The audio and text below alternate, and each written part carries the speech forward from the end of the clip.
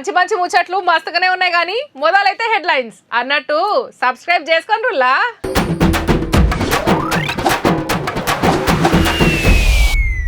రికార్డులు కొడుతున్న భూముల రేట్లు. రాయదుర్గంలో ఎకరానికి 264 కోట్లు. ఎమ్మెల్యేలకు వంచుతారట కార్లు. వద్దే వద్దంటున్నాయి ప్రతిపక్షాలు.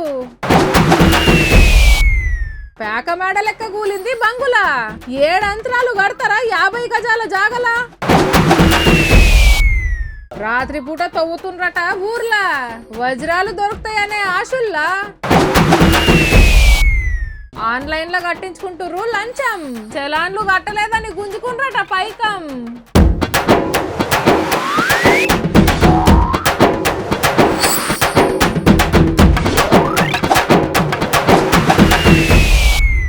పట్నంలా గజం కొనాలంటే ఊర్లా ఎకరాలు అమ్మాల్సిందేనుల్లా. అగ్వల అగ్గు అంటే ఔటర్ రింగ్ రోడ్డు చుట్టూ ఉండే చేవేల, యాచారం, చౌటుప్పల్, షాద్ నగర్ దిక్కు గజానికి 10 నుంచి 35 వేలు పెట్టండి దొరకనే దొరకది. అట్లా కాకుండా అత్తాపూర్, అల్వాల్, కుక్కట్పల్లి, మియాపూర్లా కావాలంటే 45 వేల నుంచి 1,00,000 రూపాయల దాకా ఉండాల్సిందే. గంతగనం పెట్టి కొనుడు మనసొంటోళ్లతోనే అవుతుందా?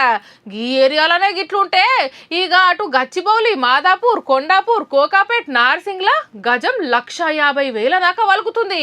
ఇక బేగం బజారు, Jubilee hills, Banjara hills, Rayadurgam గురించి ఆలోచన చేయకుండానే మంచిది. అట్లుంటాయి మరి రేట్లు. ఇక అసలు ముచ్చట ఏందంటే రాజధానిలో రారాజు నేనే అంటుంది పోరి రాయదుర్గం. ఎకరం జాగ ఎంత కమ్ముడు పోయిందో చెప్తే చక్కెర వచ్చినంత పని అవుతుంది పక్క. ఎకరం ఉత్తర 264 కోట్లేనట. లక్షలు కాదుల్లో 264 కోట్లు.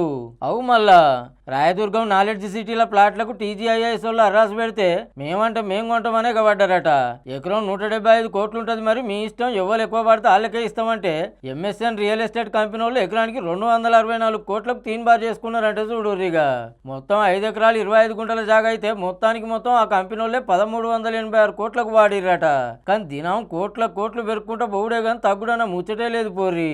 మొన్న 3 నెలల కింద 237 కోట్లకు ఎకరం పోతేనే వామ్ము గంత రేటా అని పరిశాన్ అయ్యారంతా. ఇప్పుడు ఆ రికార్డును పర్ర చింపి కొత్త రికార్డు కొట్టేసే. 3 ఏళ్ల కింద కోకాపేట భూములు అమ్మినప్పుడు ఎకరం 100 కోట్లకు అమ్ముడు పోతే ఇప్పుడు డబల్ అయి త్రిబుల్ అయితానికి రువ్వడి గురుకుతుంది. ఇక అర్రాస్ అయిపోగానే ఆఫీసర్లు మాట్లాడుకుంటే డెవలపర్లకు హైదరాబాద్ మీద ఉన్న నమ్మిక అసొంటిదానికి వచ్చిర్రు. మన తన సౌలతులు చూసి పెట్టుబడులు ఉరికొస్తున్నాయి అంటుర్రు. గనిగనం కోట్లు పెట్టి మనం కొనేది ఉన్నదా కానీ గంత ఇల్వగల్ల భూమి ఉన్న పట్టణంలోనే మేము సుత బతుకుతున్నామని చెప్పుకొని మురుసుడే. గింతంత జాగా ఉన్నా మంచిగుండు, ఓ 2 అర్రలు వేసుకొని మీదంగా రేకులు వరుసుకుందాము అని అనుకుంటారు. తక్కువ ఓ 100 గజాల జాగా ఉన్నా చిన్న 2 అర్రలు కట్టుకుంటారు. కానీ ఇవాళ రేపు గజం జాగ సుత కొనేటట్టు లేదులా. గందుకే ఓగలు ఉన్నంతలనే ఓ ఇల్లు కట్టుకున్నారులా. అట్లాని రేకులది కాదుల్లో, అంతరాల మీద అంతరాలు పోసి బంగులా కట్టుకోపోతే ఎంత పనైందంటే 7 అంతస్తుల మేడ ఇది. చూస్తుండగానే పేక మేడ లెక్క తుపుక్కున కూలింది.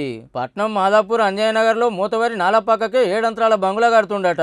అది సుతుత్త 50 గజాల జాగల్నే ఆగుతుందా? కూలిపోయింది. పక్కనే ఉన్న అపార్ట్మెంట్ మీద కొరిగితే అందులో ఉన్నోళ్ళకు దెబ్బలు తాకితే దవాఖానకి వేసుకపోయారు. పక్కకే హాస్టల్ ఉండే పిల్లలతో పాటు కుటుంబాలు ఒక్కటే ఊరుకుడట బుగులకు. 5 నిమిషాలు మిస్ అయ్యామమ్మ మేము.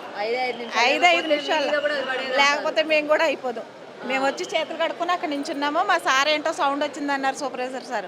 ఆయన గబగబా పరిగెట్టుకుని వచ్చేసరికి ఒకటే పొగలాగా అసలు మనిషి కనపడటంగా అయిపోయింది. ఏంటి సారే కూడా వెళ్ళాడు, ఈయన కూడా కనపడతలేదు. మేము అప్పుడు గబగబా పరిగెట్టుకునేసరికి అప్పటికే కూలిపోయింది. చిన్న సమ్లో 8 ఫ్లోర్లు ఎట్లా కడతారు? ఈ పర్మిషన్ పూర్తి వివరణ.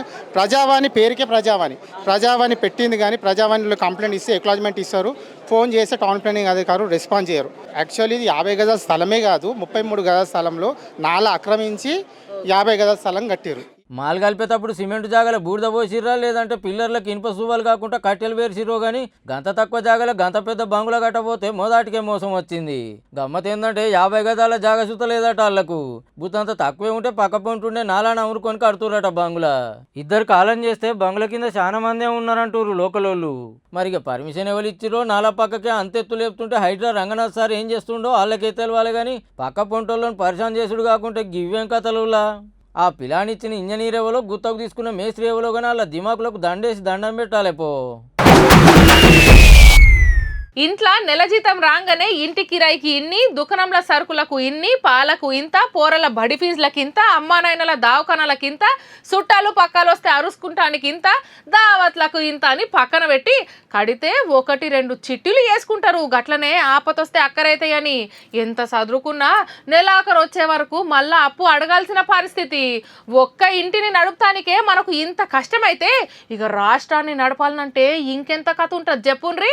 ఇంతకు ఏ రాష్ట్రం ముచ్చాడంటే తమిళనాడులో కొత్త సర్కారు వచ్చింది. ఇక తిప్పలన్నీ తీరుతాయి అనుకుంటే పథకాలు చూస్తే మంచిగానే అనిపిస్తున్న రాష్ట్రం పరిస్థితి దినామింత అధ్వానం అవుతుందిలా.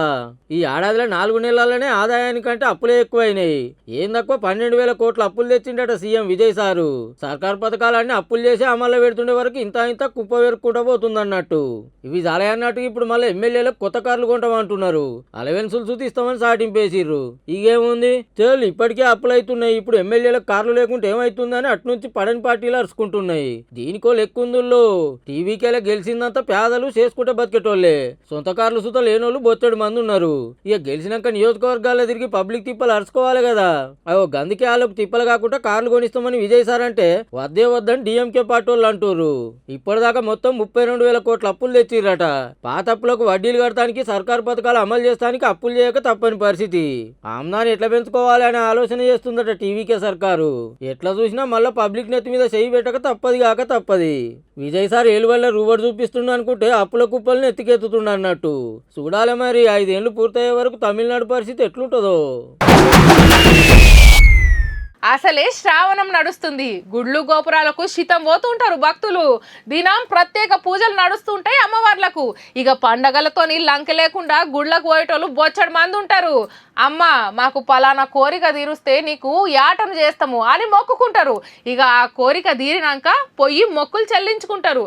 అయితే అడిగిందిచ్చే అమ్మవారు మాతోనే ఉండాలి అని అనుకున్నారో ఏమో తానా ఏం చేసిండ్రంటే మీరు నమ్మినా నమ్మకున్నా చూస్తున్నది గుడే.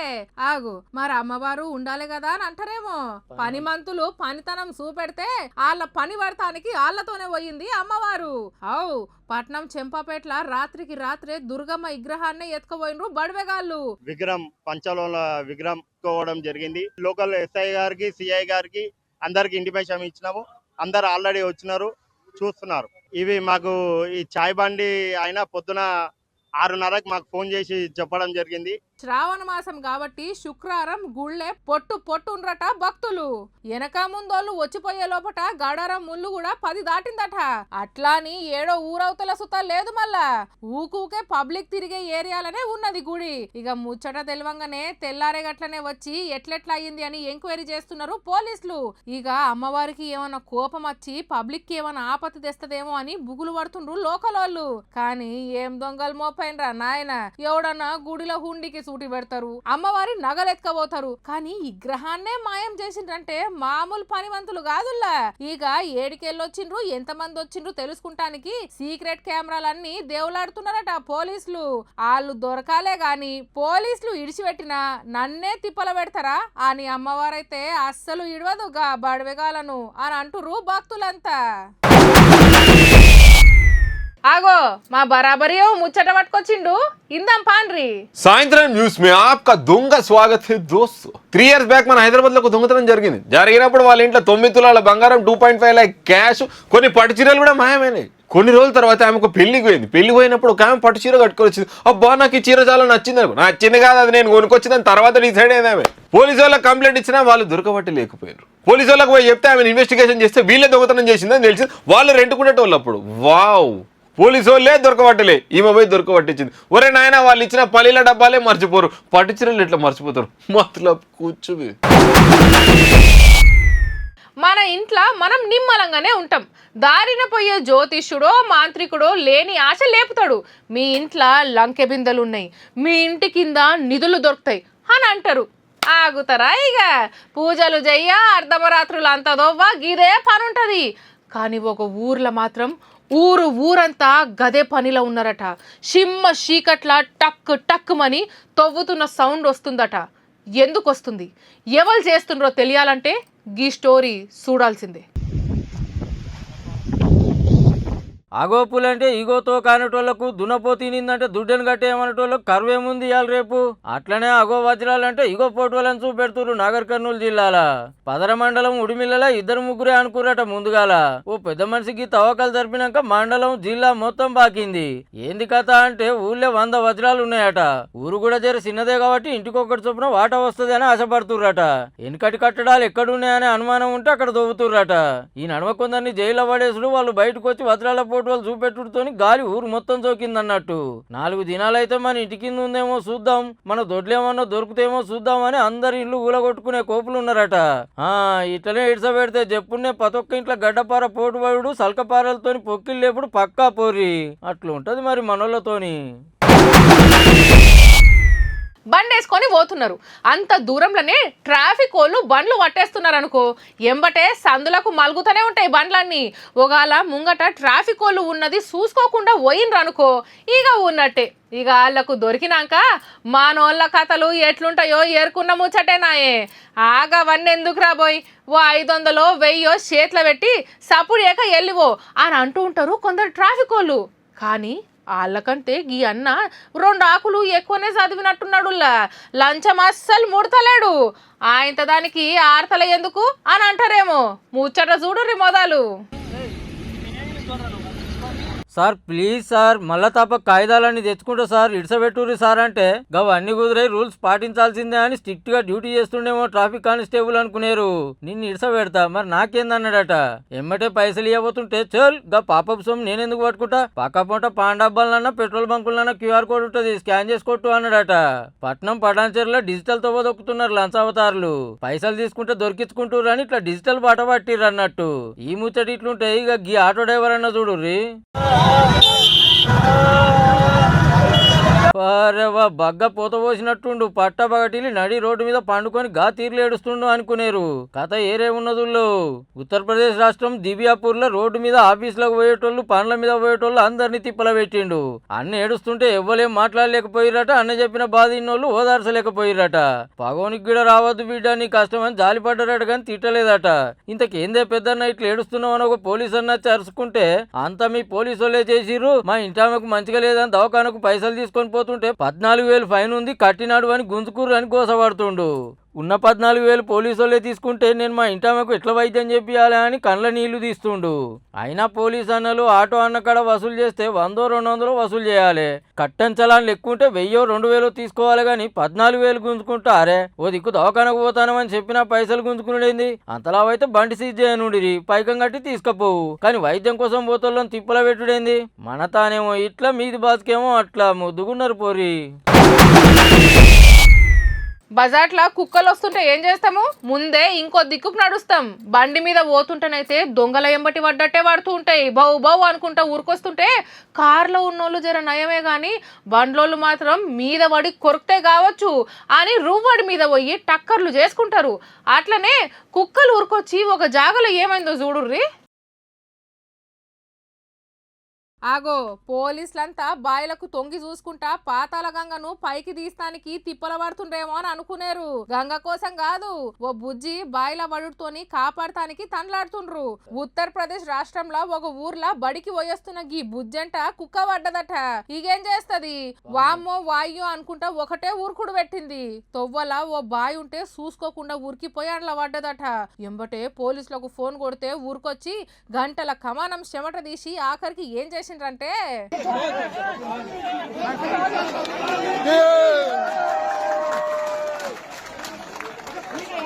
గదన్నట్టు బుజ్జి కిలకిలా నవ్వుకుంటా పైకి వస్తుంది. 45 అడుగుల లోతున బాయిల పడ్డా బుజ్జికి ఏం కాకపోయే వరకు అందరూ మొస తీసుకున్నారు. బుజ్జిని కాపాడే వరకు ఆల్చమైతే పాపకు మొసమర్రక ఆగమైతదనే కోపుండే వరకు ఇట్లా ఆక్సిజన్ బుడ్లు కట్టుకొని దిగిండ్రు బాయిలకు. మొత్తానికి 3 గంటలు కింద మీద పడి బుజ్జిని పైలంగా తీసుకొచ్చిండ్రు పోలీసులు ఆఫీసర్లు. ఆడనే కాదు ప్రతొక్క రాష్ట్రంలో కుక్కలతోని పెద్ద పరేషానే ఉన్నది. సర్కార్ ఏమో కుక్కాబాద్ అగ్గిస్తానికి ఆటికి కుని ఆపరేషన్లు చేపిస్తానికి తండ్లాడుతున్నామని చెప్తానే ఉన్నాయి. అవి పిక్కలు విక్కుంటా పోతానే ఉన్నాయి. జరా నజరయ్యుండ్రి సార్లు, మందిని ఆగం పట్టిస్తున్నాయి. ఇప్పుడు ఇద్దరాలు మొగులు అన్నాక పంచాదులు చిన్న చిన్న కొట్లాటలు అయితేనే ఉంటాయి. ఆటెనక కూకొని మాట్లాడుకుంటారు. ఆడికి లొల్లి ఒడిసిపోతుంది. అట్లా కాదని ఊకే అక్కలు అదే చదువుకుంటా ఉన్నారనుకోండి, ఏంది నాకు రపరప అని 4 సప్పరిస్తాడు అన్న. ఊకుంటుందా? చల్ నాకు నువ్వు వద్దే వద్దు అని స్టేషన్కి పోయి కంప్లైంట్ ఇస్తుంది. అటు పెద్ద మనుషులు ఇటు పెద్ద మనుషులు కూకొని నచ్చ చెప్తారు. అయినా ఇనకుంటే ఏం దాకా పోతుందో చూడనే చూస్తే. అట్లా కాకుండా ఈ నడుమ ఉత్తుగానే సంపేయబడుతున్నారు అక్కలు. ఆగో గా తిప్పలు లేకుండా గీళ్ళైతే మంచి ఇకమత్ చేసిండ్రుల్లా. అర్రే ఇట్లా సుతా ఉంటారా అని అనిపిస్తుంది పక్క. వీళ్ళు ముగ్గురు కేసు పెడదామని పోలీస్ స్టేషన్కి పోతే వీళ్ళ తిప్పలిని సిఐ సార్కే దిమ్మ తిరిగి బొమ్మ కనిపించింది అనుకో రాదుర్రి. కేసు అసొంటిది మరి. ఈ అక్క వెనకపోంటి ఇద్దరు ఉన్నారు కదా, ఒక ఆయనేమో లగ్గం ఆడిన ఆయన, ఇంకో ఆయనేమో లవ్ ఆడిన ఆయన. మొగడు పొద్దుగాల కొలువుకు పోతాడట, ప్రియుడేమో ఇంట్లో ఆమెతో ఉంటాడట. చీకటాలకు ప్రియుడు డ్యూటీకి పోతాడట, మొగుడేమో నైట్ ఇంటికి వచ్చి పెళ్ళంతో ఉంటాడట. గదన్నట్టు వీళ్ళ డైలీ షెడ్యూల్. పచ్చని కాపురంలకు వరల్డ్ ఫేమస్ లవర్ ఎంటర్ అయింది అన్నట్టు. ఒక సిల్కా 2 గోరింకల లెక్క మంచిగానే బతుకుతుర్రట. కానీ ఈ పెద్దోళ్ళు ఉన్నారే, పిల్లల ప్రేమను ఓరుస్తారా చెప్పుర్రి? గదే ఇప్పుడు అసలు పంచాది. మా దాంట్లో మేము మంచిగానే ఉన్నాం, ముగ్గురం కలిసిమెలిసి బతుకుతున్నాం, మా ఇంట్లో ఒప్పుకుంటలేరు, మా అవ్వయ్యలు అక్కజల్లలు ఓరుస్తలేరని యూపీలున్న మహమ్మదాబాద్ పోలీస్ స్టేషన్ కు పోయిర్రు. ఈగేముంది, వైరల్ అయింది వీడియో. వాళ్ళకు లేని బాధ మీకెందుకు అనేటోళ్ళు అంటుంటే మన సంప్రదాయాన్ని బొంద పెడతారా అని ఇంకొందరు అరుచుకోబట్టే. కానీ వాళ్ళ అండర్స్టాండింగ్ చాలా గొప్పదుల్లా. లేకుంటే ఏం చేస్తాడు? ముచ్చట తెలవంగానే మనోని కళ్ళల్లో డ్రమ్ములు కుక్కర్లే కాని రావచ్చు. ఎందుకు వచ్చిన పంచాదని ఇట్లా సరదుగా పోతుర్రు అన్నట్టు. అగో మొగోళ్ళే ఇద్దరిద్దరిని చేసుకుంటారా? నేను సుధా చేసుకుంటా అనుకున్నదేమో గాని ఆమెకి ఇద్దరని సినిమా తీస్తే మాత్రం బొమ్మ బ్లాక్ బస్టర్ అవుతుండొచ్చు పో. ఇప్పుడు బగ్గ దూపతోని ఉన్నోళ్లకు మట్టి కుండల చల్లటి నీళ్లు కానొస్తే ఎట్లుంటది? ఉరికి పోయి టక్క టక్క తాగుతూనే ఉంటారు. అట్లనే దూపతోని ఉన్న అన్నలకు మందు బాటిల్ కానొస్తే ఎట్లుంటది? పెగ్గుల మీద పెగ్గులు గుంజుతూనే ఉంటారు. నీళ్లు కావాలన్నా మందు కావాలన్నా ఏదో ఒక ఊర్లకు పోవాల్సిందే. కానీ పోతానా నీళ్ళేమో గాని మందైతే ఎదురొచ్చినంత పనైందుల్లా. అగో అట్లెట్లా అంటారా? ఇగో గిట్లా. అగో ఊరుకూరుకు జల్దూరుకు బిడ్డ. అరేవా సిరతపులికి కూడా సిక్కనంత రూబడిగా పోతుండు పో. ఎమ్మడి వాడోళ్ళే యాస్టకొని ఉన్నారు కానీ మనోడు సీసాలు మాత్రం ఇడిచే ముచ్చటనే లేదు.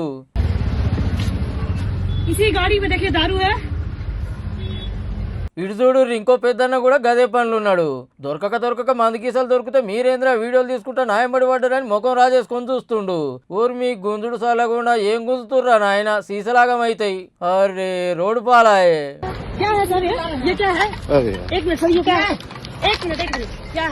బీహార్లో మందు గీసల బండికి టక్కరై రోడ్డు మీద పడితే దొరికినోళ్ళు దొరికినట్టే నూక్కపోతుర్రు. అసలే ఆడ మందు బంద్ ఉండే, తాగుడు అమ్ముడు ఏం నడవది. మరి పుక్కట్ల పుట్నాలు దొరుకుతూనే ఇడవనోళ్లకు మందు బాటలు దొరుకుతూ ఇడుస్తారా? నాలుగు ఎంత గుంజుతున్నదో బుజ్జి బాటలను చూడంగానే. సరుకు కూడా బయట దేశం సరుకు లెక్కనే కొడుతుండే. పండుగ అయ్యాలా అనుకుంటే ఇల్లు వచ్చి అన్ని గుంజుకుంటుండే. చేతికాడికి వచ్చిన సీసాలు రోడ్డు పాలైనాయని ఎంత కోసపడుతుండో గా పెద్దన్న. మళ్ళా మీదుగా ఈడియో ఒకటి వైరల్ అయిపాడాయే. మందే నిషేధం ఉన్న రాష్ట్రంలో ఇన్ని సీసాలు వేసుకొని పోతుర్రంటే తాగేటోళ్ళ దూప తీరుస్తానికి ఏ తీర్లదండలాడుతున్నారో చూడుర్రిగా. ఇక ఇవల్ల ఇలాంటి గమ్మతి వార్తలు ఉంటా మరి అన్నట్టు సబ్స్క్రైబ్ చేసుకోర్రి.